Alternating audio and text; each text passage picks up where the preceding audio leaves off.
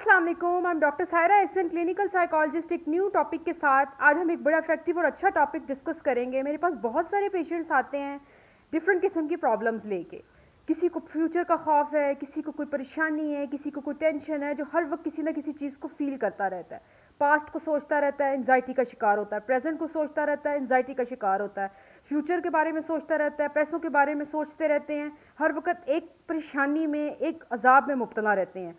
बहुत सारे पेशेंट्स को मैंने देखा है, लोग आते हैं जो कि अपनी ये जो नेल्स हैं इनको चबाते हैं, हर वक्त टेंशन में रहते हैं, बैठे होते हैं, खड़े हो जाते हैं, खड़े होते हैं, चलना शुरू कर देते हैं, भागते हैं, दौड़ते हैं, हर वक्त किसी स्ट्रेस में, एंजाइटी में, किसी न किसी बीमारी में या किसी न किसी फिक्र में मुब्तला रहते हैं। मैं जस्ट ओनली एंजाइटी की बात नहीं कर रही, बहुत सारी ऐसी साइकोलॉजिकल डिजीज़ हैं जो कि एक पेशेंट जो है, एक इंसान जो है, हर वक्त एक अजियत में मुब्तला रहता है। मानता नहीं है कि मेरे साथ कोई प्रॉब्लम है, लेकिन आपको अपने इर्द गिर्द महसूस हो जाता है कि इस इंसान के साथ कोई इशू है।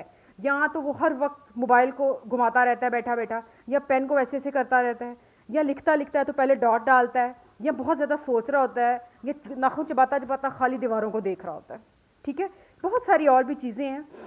यहाँ पे हम लोग डिस्कस करेंगे कि आप किस तरह से इन अजाबों से और इन प्रॉब्लम से बच सकते हैं।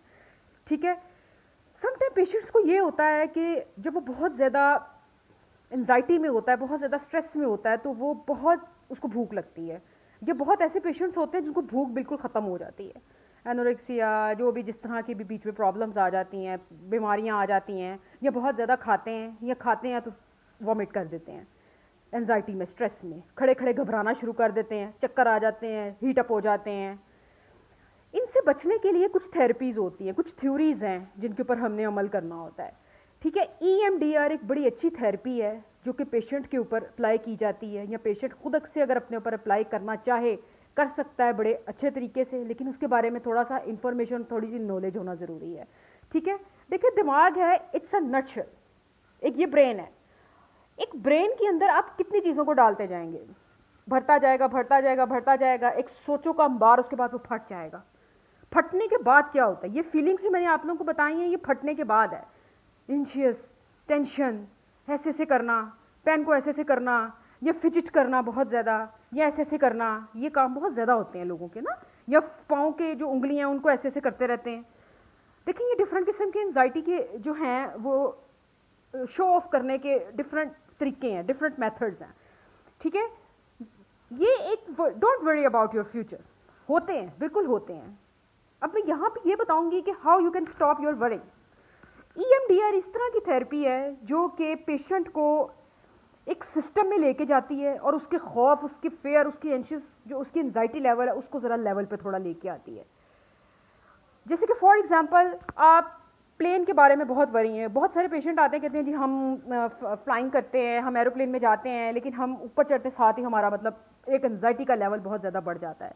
जस्ट एक मिसाल है, हर कोई एरोप्लेन में नहीं बैठता, प्लेन में हर कोई नहीं बैठता, लेकिन ये जस्ट एक फॉर एग्जांपल, आप गए हैं वहाँ पे जिस जगह से आप खौफ व हिरास में मुब्तला हैं, आप गए हैं, आप वहाँ पे जाएं, आधा घंटा पहले उस जगह का मुआयना करें, कर रहे हैं आप उसका मुआयना, फ्लाइंग करते हुए लोगों को देखें। इसके अलावा आप एरोप्लेन्स देखें, जगह का मुआयना करें, उड़ रहे हैं, ठीक है, बैठे हुए यहाँ पर आराम से इधर उधर देख रहे हैं, ठीक है।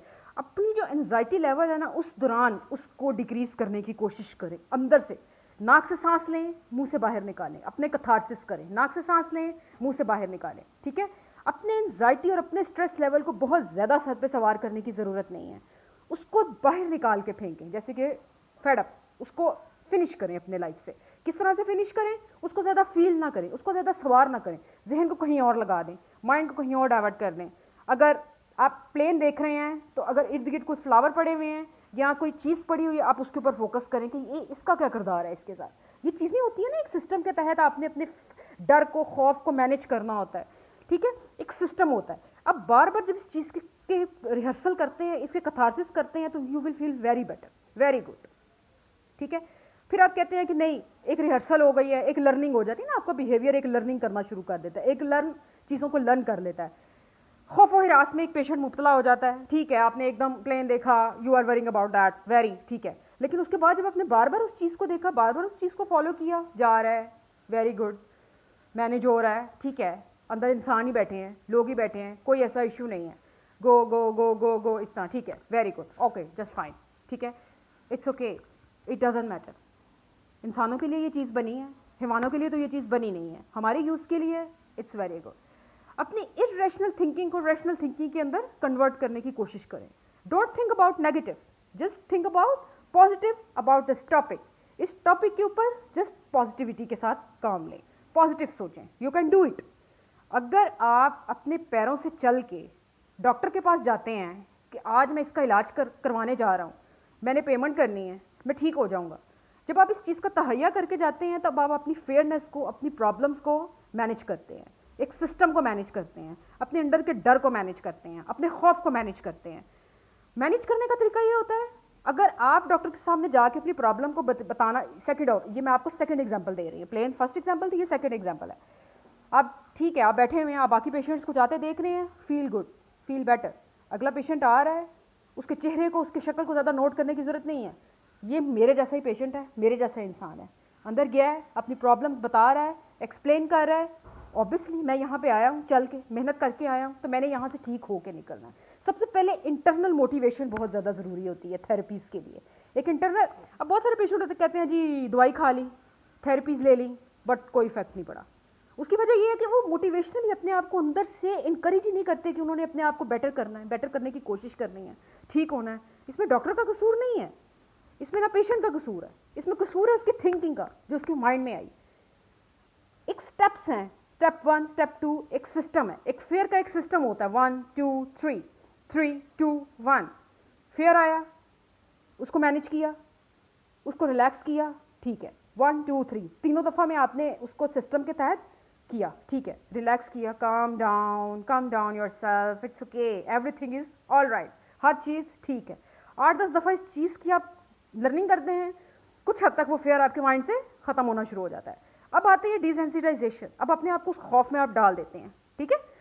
पहले डर रहे होते हैं सिस्टम में, अब डाल दिया आपने, डाल दिया है तो इस चीज़ का भरोसा रखें, जैसा खौफ चला गया है उसी तरह ये काम भी मैनेज हो जाएगा। बार बार एक काम को जब आप सर अंजाम देते हैं, कुछ हद तक आपको पता चल जाता है कि इसका कोई साइड इफेक्ट नहीं है, आप बेहतर हो जाएंगे, आप बेहतर हो रहे हैं, या काम मेरा बेहतर हो रहा है, ठीक है। और अगर कोई एंजाइटी फील भी हो रही है तो उसको अपने सर पे सवार ना करें, अपने काम पे फोकस करें, हाइप्नोसिस करें।